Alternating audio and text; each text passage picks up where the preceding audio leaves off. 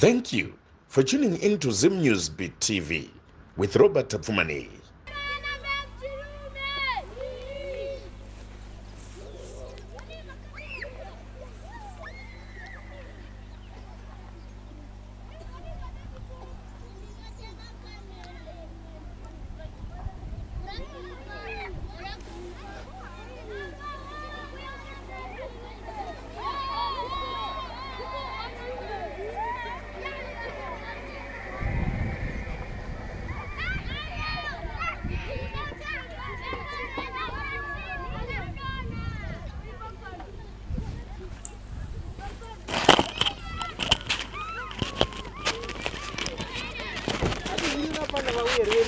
Makorokoti.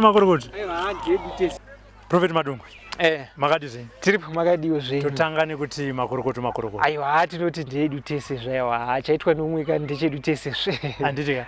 Maizvifungira here kuti chipo ichi chinogona kuyanikwa muriwo zvakare? Truly speaking, I never thought of it because munoziva tine vaimba vakawanda. Legends akaimba kubva kudhara vasati vatoboka namoto nevachivhayo chichi. Saka I couldn't believe that we can be pinpoint. Although pakati program ndakangoti I deserve to be awarded, but nanango zvizvekuti zvichaita here vanhu natongosiyawo. Although ichaitaura good about the government or about say chivhayo. But tatangoti let us focus basa tingarangarirwawo here, but zvakatozotongoita takatozongokarikana kuti mapindo kamuresi tikati tatovamuzve tatopinda tikati tava kutopinda zvenharo kacheko watopinda muresi wakutoita zvekutoti ndichitowana something plus the reason yatakazviitira tinoona nokuti vakatanga kutidhisa kuti amudeserve mota maitei munyika this saka zvakabva zvatotipa shungu kuti aiwa tinodeserve regati saka vati munyatsosebera nechekune mota yenyu munyatsotaura makamira ipapo handiti saka zvakatozotipa shungu zvakatozotimotivheta kuti let us push more titoiwana saka takatozoita zvenharo vatapusha more then batatoiwana hanzi pane imwe post makamboti isusu maakwa ndiye vana vadiki toda maRolls Royce.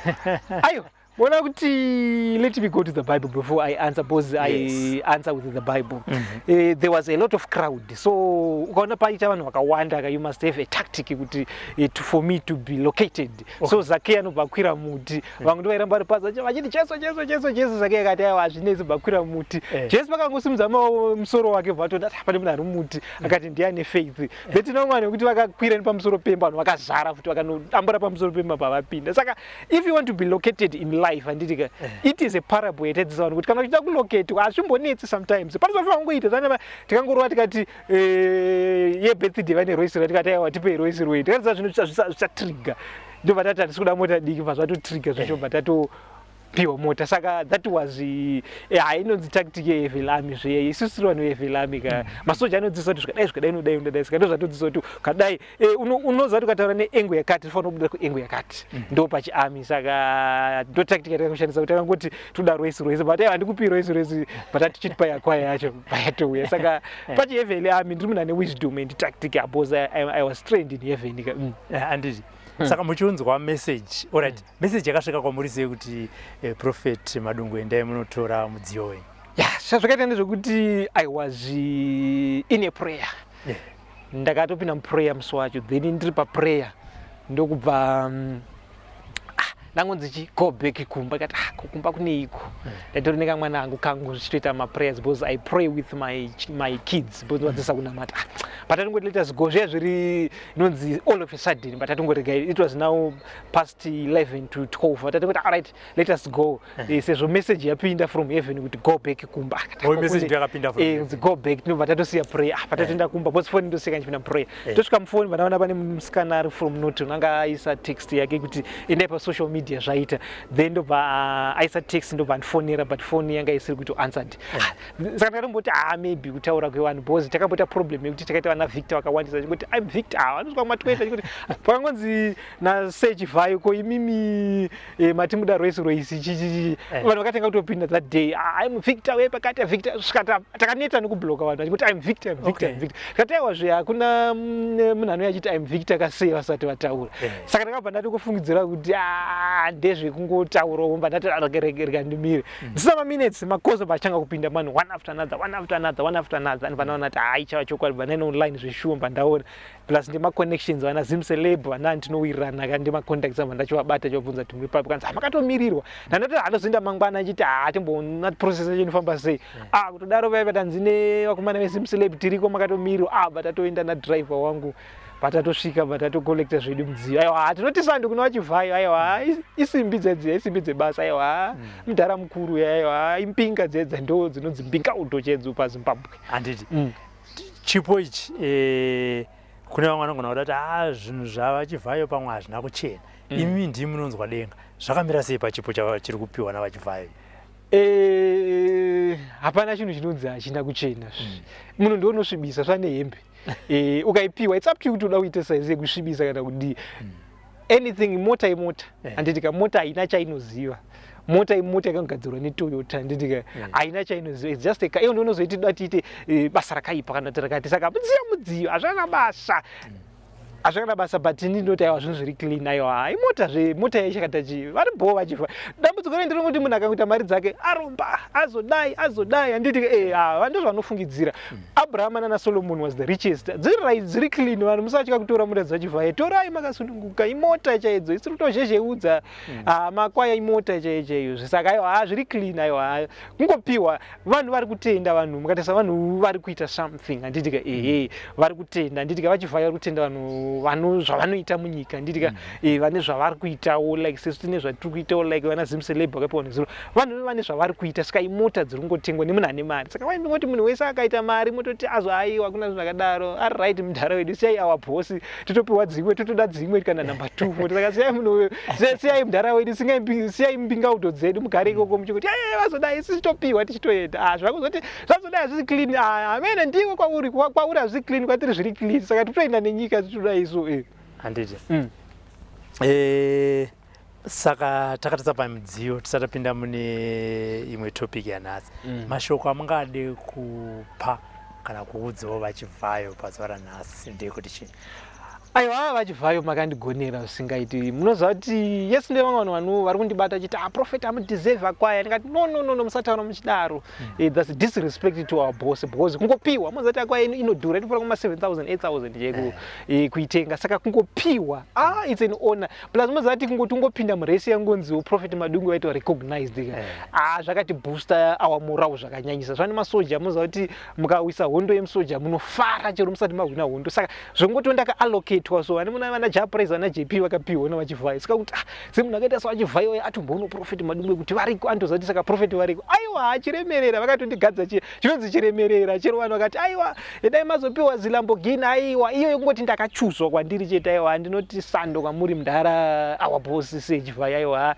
tinoti makagona aiwa tinoti mati mamboonana navo here muupenyu kungosanganawo semasangana handisati ndambovaona but vamwe vanoshanda navo zvangu ndakambovaonawo vari close kwavari zvane chiro vakatoti pamota nezuro vari close kuna sechivhayo but director asati amita but aiwa tiri vanhu vemweyazve tinobatana iwo handiti vanhu vekuchechi siri hazvini kana sometimes there is no need for you to meet but munongosangana ndezvemweya kaizvei tese tonamata ukaenda kumadzibaba ndiri epentecost tine patinosangana but the one thing I like that man is very humble unogona kuti muna chinhu chikamaputi chichi ndikatona vadya matemba kuchechi kwati kati muriposta pamaplatforms edu aiwa aisi humble person saka mwari vachawasimudza zvakanyanyisa saka aiwa tinotirambai muchiita zvakadai muchishandira nyika toda vanhu vari kushandira nyika indi kushandira nyika varume handiti I pray for the nation I pray for the leaders saka ndichinamatira maleaders kudaro tinoda vanhu vakaita sevanosimudzwa vana veZimbabwe toda kuti poverty ipere saka tinoti aiwa sechivhayo muri kugona pfurirai pamberi musaneta chero vanhu vakataura zvavanoda aiwa rambai muchipfurira pamberi then second republic toda kuitenda futi zvakare because tikasapiwa inonzi freedom of worship kana even kuti vaimbi kana vanoita zvavanoita mugare mune peace munyika hazvikwanisi kuitika saka toda kutenda futi his excellency baba Mnangagwa namai Mnangagwa negovernment yavo aiwa tinoti second republic yonakidza aiwa second republic yonakidza asati zvamboitika kamuZimbabwe kuti mota dzakuita sematwengu dzinosikopiwe ningi zvakamboitika here asati zvaitika kunzi mota dzakuita sematwe zvakuita sekuti mabhasikoro ka but dziri mota vanhu vanozikamwa vari kushandiwa nezvavari kuita vachitendwa aiwa saka tinoti makatigonera second republic and Wicknell chivhayo handiti tochienda tiri muna 2024 tane mwedzi miviri tichibata wechitatu denga riri kuti chii mamessage prophet was in heaven recently, so koma pa makaenda hamuna kutiudzawo yakataurwa pamaplatforms edu Prophet Madungwe church page kunzi for the next 21 days prophet shall have a meeting. Saka as we are speaking the meeting yakaitwa prophet went to heaven. I was in a prayer. I know I'm prayer, I stay in prayer. I don't stay on social media. I stay in prayer. Then ngandobuda prayer kurova ma results chete. So I was in a prayer. One angelic visited me, then the heaven was opened. All of a sudden there was earthquake and everything in heaven. Then after some few seconds Prophet Madungwe swapped with the guardian angel. Then the guardian angel was on earth. Then Prophet Madungwe disappeared and reappeared in heaven. Then the meeting was held in the third heaven. So tichitaura nye Zimbabwe about the rains. Yes, they said the rains I didn't give Zimbabwe much rains, but next year we shall have the adequate rains. So I appealed for Zimbabwe, even for our government, kuti Mwari help our government. It is the will of God. Yavaramba vachipfuura nezvavari kuita tikufara. So heaven was happy even as the government. God does not have any problem with the government, the current government. Even Vision 2030, God said I don't have a problem with it. Ngazvipfuure pamberi ngavaite ndozvatikutodawo. Totoda kuti nyika ivakwe, saka ndozvimwe zvatakataura. Then we talk about Israel. Heaven was mandated to protect Israel from now. Zvakaitika zvezvo it must not repeat again. Zvava kuti Israel is the Holy Land ichengetedzwe. But asogumira ipapo, so so welcome back. So prophet recently was in heaven. But God is also invited kutanga muswa 1 May 1 March watukutosvika mangwana yanditika 1 March kunosvika after 70 days dzakwana prophet shall be visited by God. But please, it's not kuti Mwari vari kushanyira munhu wese. God is visiting his servant. But tataura izvozvo nyaya yeIsrael neZimbabwe pakanzi yes the land is cursed, it needs to be healed. So zvinoda God's touch. Saka God himself is coming down to see the prophet. So ndini chava hosta ndozokuudzai kuti vari kudi sezvaita Garden of Eden vaisvika pana Adamu votaura zvavari kuda vodzokera. Saka that's the same. Saka for the next 70 days God shall visit the prophet. Kubva muswa 1 March kusvika early May achitanga ndo 70 dzedu dzakwana. Saka chakuudzai futi zvakare tinongoisa pama platforms edu kana pane zvaitika kuti vasvikere musharuka. But I'm preparing for the big event. Aiwa gore rino ndichagara ndinvita Mwari pano panyika zvakasimba because I need him zvakanyanyisa. So he's coming to heal the earth, to heal the land. The whole world will be remembered, but mainly Zimbabwe ne Israel ndo dziri kuti targeted ma Holy Land. Saka ndo that's the reason for my boss God to come to visit. Saka ndo ma preparations that we pane zvatofa kuita is the Heavenly Army as the church as a man of God. Pane zvandofanira kuitika kuti ndinamatire zvivi zviregererwe zvenyika yese so that God vanosvika panyika pari clean. That's why pachiswa ma days tisingangoti vakutosvika mangwana. Yes, you can come mangwana, but azvire kuti vanhu kana kuti muswa 7 muswa 68 kana muswa 7 you can come muswa 1.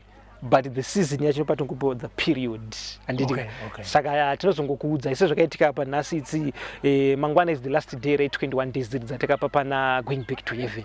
But nhasi the information yatovapo the event yakatoitika kuri kuti zvakaitika before the 21. So ndo zvinongoitika chete ma events edu. Aiwa gore rino Zimbabwe is blessed. Ukaona Mwari wachishanya munyikati menyika Zimbabwe is blessed, even the government is blessed.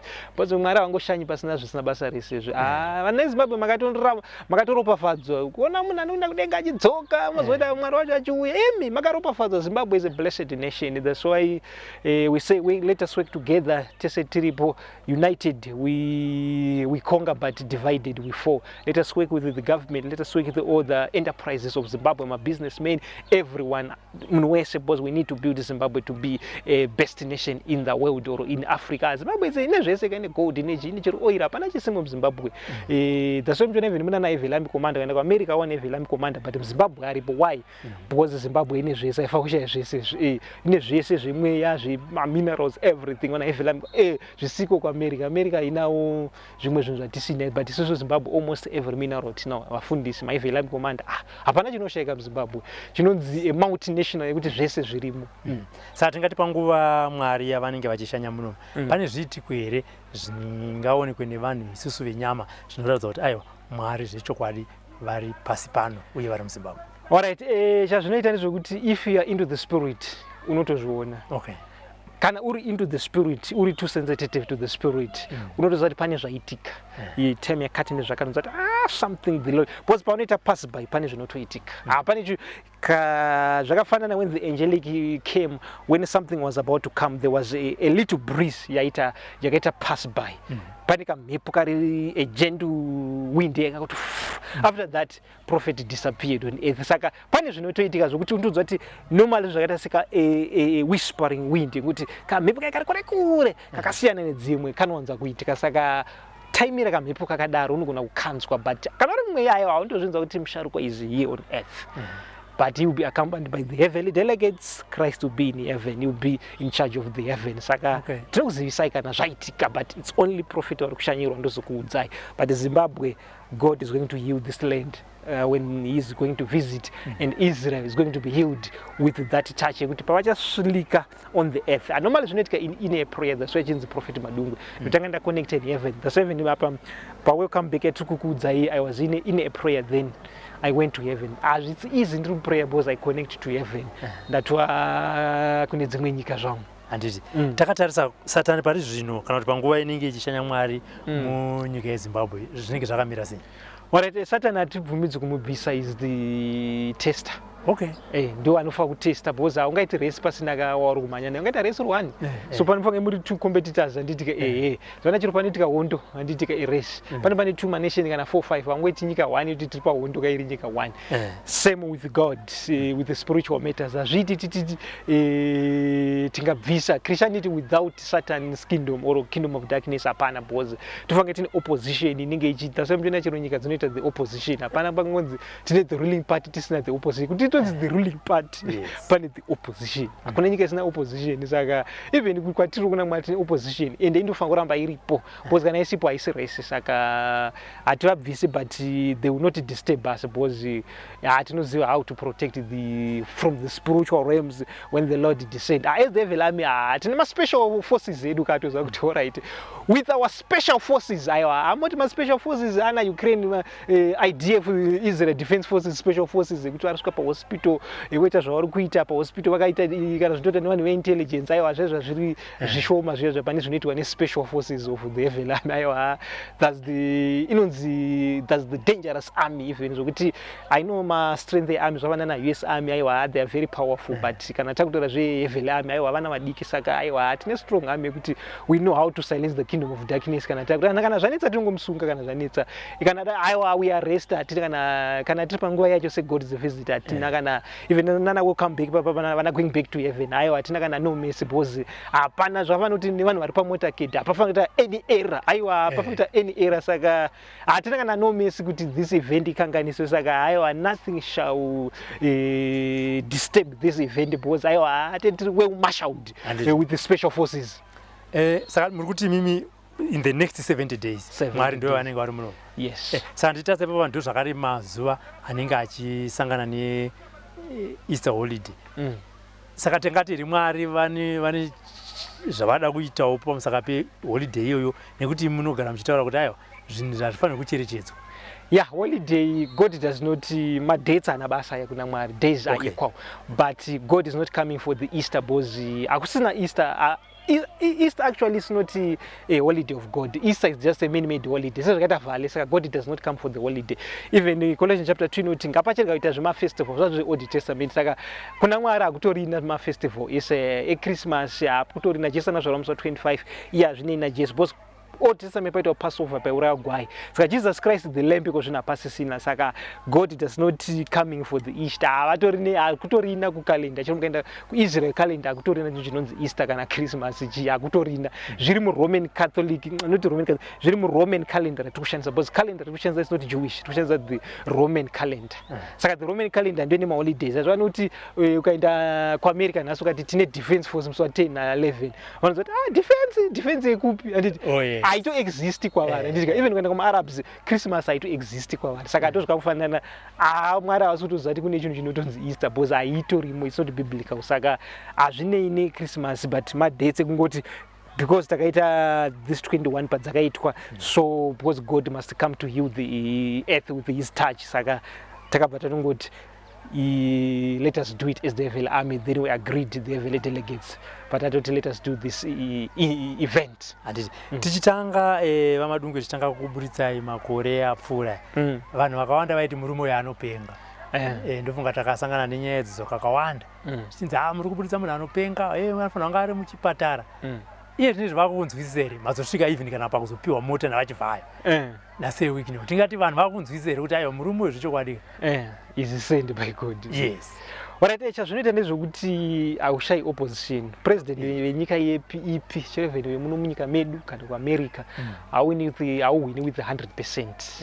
But sezvava nekuAmerica unogona kuwina state inorepresenta let's say vanhu 10 million vanonzi vanoconstituta zvoti vanonzi kana kuti sezvakaita Trump was beaten by Hillary Clinton 2016 but ane mastate anonzi ane mamore values anditika saka totarisa kuti Yesu gamuchiro ndinondigamuchira but handizoshayiwo vasingandidi kuriko vanhu vanotovenga maprophets avazoshayike saka ndikadiwane munhu weshe ndamari izvi handitika but ndinodiwane munhu weshe saka but chinotarisa ndiri kuti like sepa vakaonwa kuti recognized the likes of mamillionaires like vanasei Wicknell chivhayo it speaks a lot than munhu ari ngofamba pane chipushi chakadambuka kuti kai prophet avazi aiwa kuona kuti honored nevanhu vakuru vakadaro aiwa zvinotaura a lot it means kuti tiri murightful direction because varume does not honor zvinhu zvisina basa reshe kanditika saka tinotarisa kuti zvataurwa nani zvafana kuti president wakafamba achiti mangwana hakuna ari kupinda mutauni sepanguva yecovid pepa vainyarara but ndai ndakangana umwe munhu akangobuda kana apa chifacebook page chake chiti mangwana hakuna ari kupinda mutauni. It doesn't matter because the value of a person.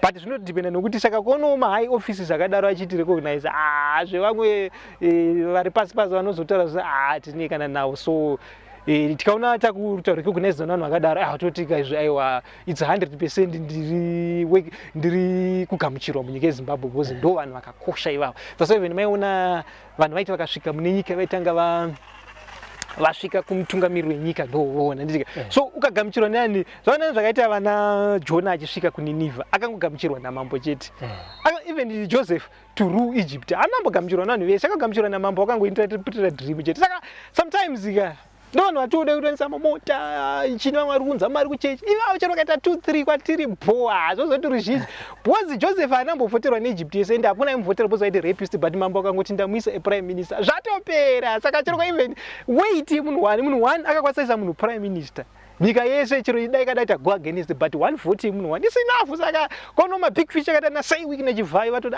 zvatova boy izvozvo iti recognize kuti Zimbabwe yese tova recognize kuti zoti mwari pasi zvina basa rese munhu asangana dollar kuti kwanza usi munhu wamwari munhu ane million achikurecognize kuti kune mudhara anonzi Madungwe ari kuita zvaari kuita munyika iwe kuri kuti tatogamuchirwa kuti zvaiva vanhu vasina vamwenya kuti munhu anenge asina mari saka anaida kutopedzera shungu kuna mudhara Madungwe natanga achirwa nemukadzi wake totopedzera shungu kuna mudhara Madungwe aiwa.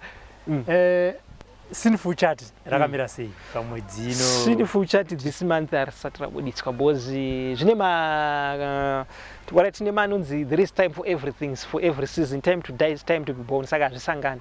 Panozvarwa mwana hazviti kuti mwana afe nekuzvarwa, handiti anotanga azvarwa kana maybe because zvinoitika saka masizini asangani, mvura ichinaya hakuine chando zvakare handitika masizini saka so the season yatinayo painge God's visit, God going back to heaven, prophet vachienda saka zvinotova neGod's visit, saka marighteous chat haabudi but panobuda righteous chat panenge pane zvese but ikaitwa provided tinotaura because inini I speak when God speaks saka kana tisati ndapiwawo handikwanisi kutaura kana tisati released the information saka hatina chatati tapiwa about the righteous chat but ngokurudzira kuti vanhu siya izvivi. So tichitarisa gore rineri besides God's visit zvimwe zvingatarisirwe nemaZimbabweans pamusoro penyika yavo kana zvichaitika munyika munomu mati mazvipiwa here zvakare? Hatisati tareleasa zvakawanda yedu but kana zvavapo tinoreleasa because nini I'm the FL Army saka handibvumidzi kureleasa information yese zvana chiro chibudisa flyer chiro chibudisa chii ndine vanotouya the angelic from heaven from the FL Army vanotiudza kuti now nyorai zvakati zvane first flyer rangu raback from heaven handisi ndakaridesign it was designed by heaven kuti title 2 inonzi back from heaven zvanoti kwana ichinzi welcome back totoudzwa zvane pa inonzi God is totodzwa title inonzi zvakati title so takagara pasi first fly even up to now message yedu inonzi title back from heaven ndonyora pasi word rokutanga kusvika wapedza maconducts zviri kudiwa according to heavenly pattern sezvakaita aki yakanzi gadzira so nemameasurement akati zvine mameasurement saka zvine information inenge ichidiwa kureleaswa handingotaura chinoizva nepapa God's visit zvimwe hatikwanisi kuudza tine zvatinotaura pa welcome back from heaven hatikwanisi kuudzai zvese tine zvatinobvumidzwa pane ame aibvumidzwa kupa pane anonzi maclassified then kana yakuda kuzopiwa inonzi saka inofanira kutanga enda declassified saka hazvibvumidzi for povu handitika zvinhu zveame zvemasecrets kana zvavatinzwa kuudzwa inenge declassified chero nesu toshanda like that hatingokuudzi usiri wevel ame masecrets edu zvatokuudza izvi zvidiki pane zvine zvitoitikawo ndezvedu it's for the benefit of the vel ame hazvisi zvenyu handitika ame chero muri vezimbabwe haikuudzi kuti kune threat yakati ruda kuya mozotoudzwawo hayatova declassified vanorova vega vachiona toita sei tozvipreventa sei saka ndo zvatinoita saka kana tisati tanzitaurai chero zviripo hatitauri but hatina chatisina but tinomira authorization from the kutanga tagarwa nespace tonzi chitaurai zvakati chitaurai nezvakati chero even uri mainterview inochitobatwa futi by the angelic inochita iwo izvi zvinotaurwa izvi hazvitaurwa unoona usationa mutumwa but pane zvine zvitoitika because when a prophet speaks kurova kuti even the heaven inenge ichipa attention kuti message iri kufa kubuda ndeipi handiti pane Twitter account iri kunetsa vamadungwe yokuti pakangofa munhu anobva anokomenda pakangoitika zvimwe zvinhuwo zvinenge zvangoitika munyika anobva anokomenda achikomenda semi toda kuti mujekese imi kuti Twitter account yenyu yakamira sei alright sorry ndajera kuti Twitter itakuti X X hendo yenyu yakamira sei nekuti pakachingonzi ngatiti kana kuti kwafa munhu ane mukurumbira anobva aenda paX pepe obva anokomenta zvakazoti zvichienda nedzimwe mamwe mameseji amakamboisa kumashure saka munhu anobva amhanya saka toda kuti munyatsojekesa kuti yenyu chaiyo yakamira sei uye pamunoposta imimi zvii zvinenge zvaitika ini pandinoposta pane paitika the incident yandataura pamashure pakuti like papa ndaenda in heaven handikungokurumidzi kubuditsa futi ndinomiriro maspecial forces edu anotanga agara neni pasi yekuti information inoda kunzi ireleaswe isvike ndeiyi toita saka paTwitter inini that person chinhu chekutanga ndofunga nyaya vane vezimbabwe mukatarisa tine maplatforms edu matv channels edu hatishandisi written please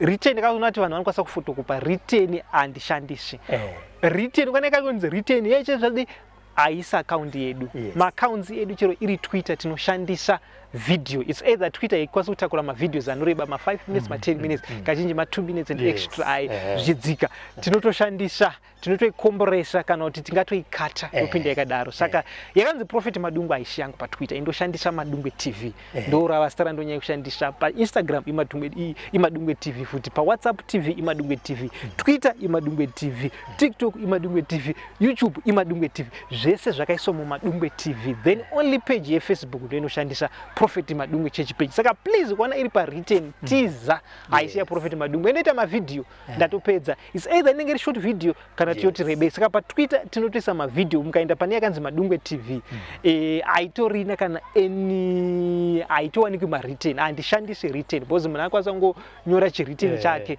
but akapila to Twitter which is now X handidi but Twitter yakazara mukata 7 pane nyaya dzakaitika maimaidzana Gaza dzegaza neIsrael Facebook yakakwanisa kuresponda to that pachitonzi platform isati yagadzirisa pachiri kuoneka mafake news akadaro itweet chete dzese vana WhatsApp vana TikTok vanani vakagadzirisa vachibvisa ese but TikTok haibvisa TikTok inotorama nemabogus nechisaka takaripota but they are not closing it vana vachingotaura zvavari kutaura havasi kuda kudzivhara saka ndo zviri paTwitter saka isusu but akapa warning vanhu vekuti please musatamba nebasa raMwari magetsi munofira mahara hamuzivi God's anger painozouya God is slow to anger Mwari vanokuona izvenyu muchirwisa munhu waMwari muchitanisha muchinyora muchidii ndovakabudisa vana God's iwu vanani zvimaaccounts izvozvo zviri written hazvese zvangu handishandise written ndopenga iro ndoshandisa video ndichitaura handibudisi written ndikudhara kuya tinoshandisa mavideos saka takapa edu warning but vachapupura zvo one day kuti vazoziva kuti basa raMwari haritambi unaro ndakapa mawarnings but they are not paid because tinokupa inonzi the grace period tombo kunyararira handitika but as Evil Army commander one day rinozotora action they shall regret kuti Evil Army haisi right varume handiti Message yenyu kumhuri yeZimbabwe vaMadungwe tichipedza program yezuva ranhasi. Alright, saka zivai maplatforms ekuteerera andataura yese yava Madungwe TV, TikTok Madungwe TV, Instagram Madungwe TV, Twitter Madungwe TV, YouTube Madungwe TV, WhatsApp TV Madungwe TV. Kana uri munhu asina vana Facebook vanani unoenda pa WhatsApp yedu futi ndeye public. Magroup atinyanyi kuita zvedu unoenda ipapo. Then pa church line yedu inoya pa 0776231156. Then mashoko edu ekupedzisira kuti vanhu vari kubvunza kuti saka automatic achiri kuseri makapiwa mota. Mota dzangu handitauri kuti ndedzai. Sei zvakafanana kuti inenge iri yangu personal wanditika. Then dzema automatic dzinoenda kubasa raMwari, strictly kubasa raMwari handitika. But ukandipa pane imwe futi yavapo ibasa raMwari but ichidzi ndeya prophet unoclarify kuti iri kuenda kuchechi kubasa raMwari kana iri kuenda kubasa raMwari via prophet Madungwe kana via church unoclarify. But kuna prophet Madungwe ndokune more points. Mota hadziendesi kudenga. Vamwe vakabvunza futi kuti search voice saka vakutoenda kudenga here. Pachangoita mota iyoyo ndo mabasa anotongovanisa kudenga. It's automatic. Vanotokupiwa automatic because painenge ichishanda ikanzikana kuti because yakapiwa direct kuna prophet Madungwe haina kunzi ndeye church. Saka whether waisa usina kutaura even wangoisa anything pachongoshandira basa raMwari you are being awarded ndo mabasa anotokuqualify sa heaven. Saka semota haichashanda kabasa rakawandisa kureva kuti vanenge vachitodi mabasa iyayo especially uchanzona prophet iotoka sei kuti undopinda heaven yacho saka ndo zvatatsanangura about automatic heaven. And saka zivai munouya pa church line yedu pa 0762231156 muchikonfirma musafuterera zvese hatishandisi mareturn. Saka kana zvaita tinokuudzai kuti Mwari vati kudii kana Mwari vashanya. Thank you all. For these and more stories, tune in to Zim News TV with Robert Tafumani.